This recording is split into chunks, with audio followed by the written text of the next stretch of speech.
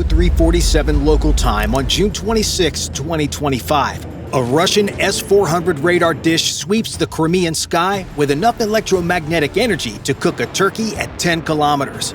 In 15 minutes, 17 Ukrainian drones will turn that same radar and the entire S-400 battery into a $500 million paperweight. The lead Beaver drone you see here has been airborne for over 2 hours at this point, burning through fuel at 12 liters per hour. At current consumption, that gives it 19 minutes to find the target, 2 minutes to destroy it, and 2 minutes in case it messes up. The math is tight, and the margin for error is 0. The formation spreads across a 3-kilometer front at exactly 50 meters altitude. At this height, the Earth's curvature creates a radar horizon of roughly 25 kilometers, basic geometry that no amount of Russian engineering can overcome. It's like sneaking up behind the couch. As long as you stay low, the radar has no line of sight, just like your kids don't see you coming when you're about to confiscate the iPad. The S-400's mighty radars can track ballistic missiles in space, but they can't see through dirt. Physics doesn't negotiate. Behind the 7 Beavers, 10 AQ-400 Scythes maintain station. They look exactly like what they are: plywood boxes with wings, assembled in furniture factories by workers who used to make kitchen cabinets. Each Scythe costs a base price of $15,000, with an additional $30,000 for guidance systems. The ROI would make any Wall Street banker salivate. 17 drones totaling $425,000 attacking a battery worth $500 million? That's if they can make it there first.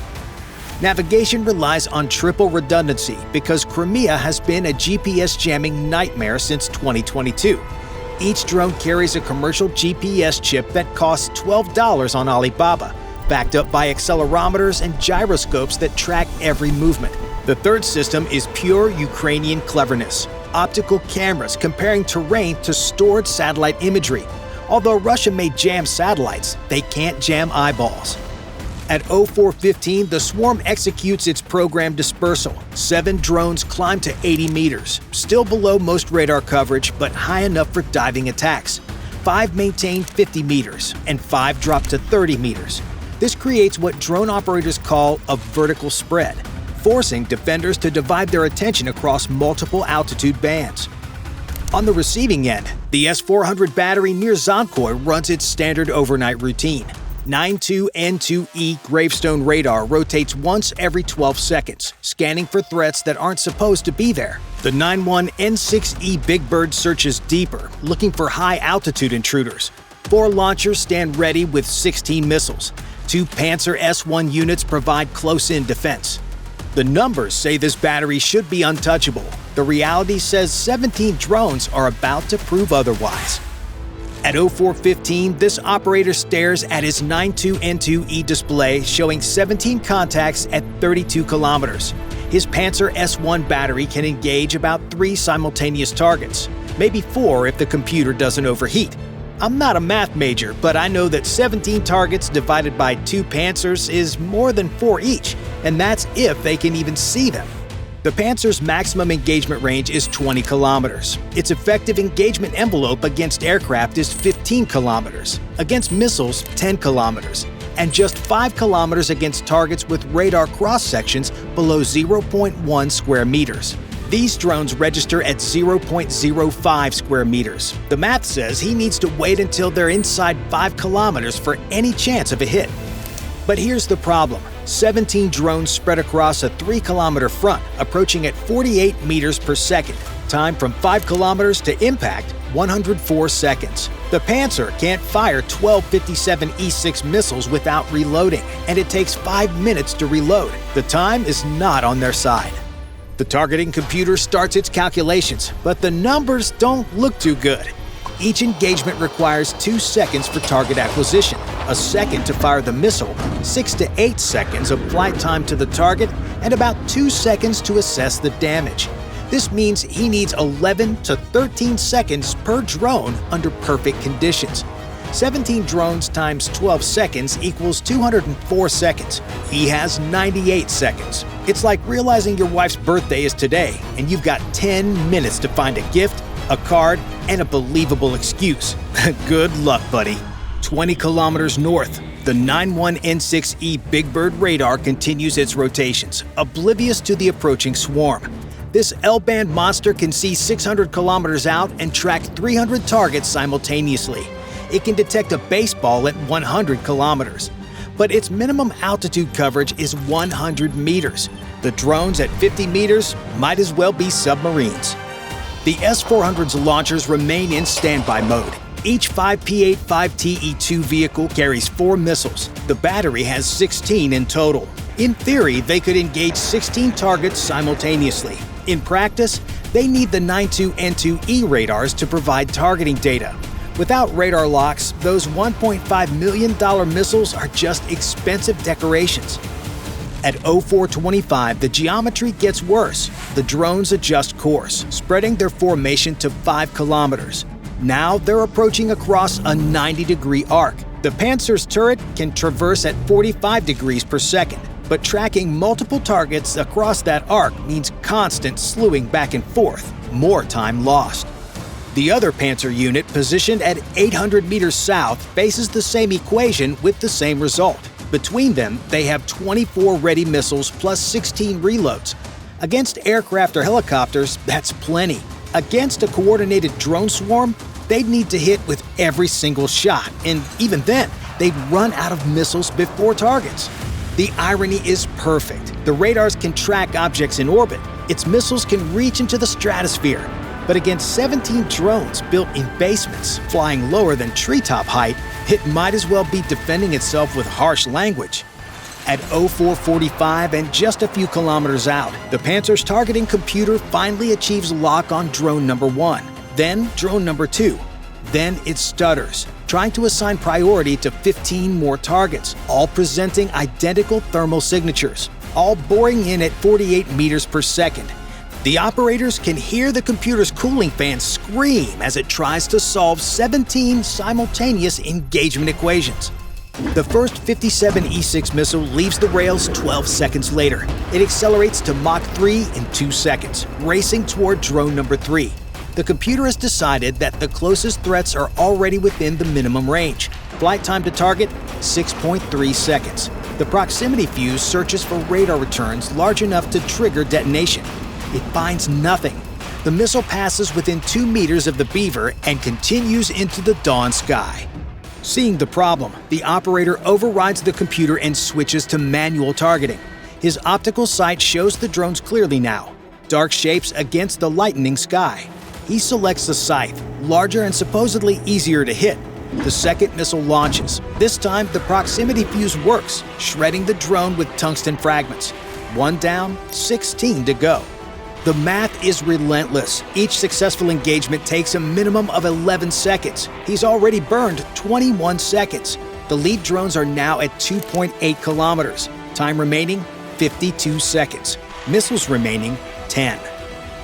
From Belbek Airfield, 85 kilometers northwest, 2 Su-35S fighters launch on Afterburner. The pilots received scramble orders 90 seconds ago. Patrol reported possible drone activity near critical infrastructure. At maximum thrust, they're burning 400 liters per minute, rocketing toward Jankoy at 1,900 kilometers per hour. Flight time, 8 minutes.